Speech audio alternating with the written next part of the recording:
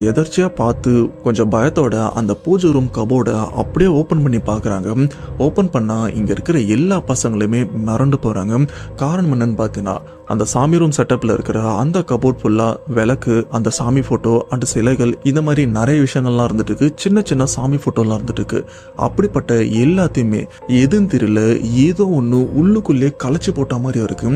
And அங்க இருக்கிற விளக்கெல்லாம் தலைக்கீழா இருக்கிறதா இருக்கட்டும், சாமி ஃபோட்டோலாம் கீழே கவுந்து இருக்கிறதா இருக்கட்டும், இந்த மாதிரி அந்த பூஜை ரூம் கபோர்டே அலங்கோலமா இருக்கிறத பார்த்த லலிதா இவங்களுக்கு என்ன பண்றதுன்னு தெரியல. ஏன்னா இப்ப லலிதாவோட அம்மா, அப்பா, அண்ணன் எல்லாருமே அவங்க வீட்டை விட்டு கிளம்புறதுக்கு முன்னாடி அன்னைக்கு சாமியோட கபோர்ட்லாம் ஓபன் பண்ணி நல்லா ப்ரே பண்ணிட்டு தான் கிளம்பியிருப்பாங்க. இந்த ஒரு விஷயத்த லலிதா இவங்களும் பார்த்துருக்காங்க. இப்படி அம்மா அப்பாலாம் கிளம்புன ஒரு சில மணி நேரத்துக்கு அப்புறம் தான் ஃப்ரெண்ட்ஸ் எல்லாம் வந்திருக்காங்க.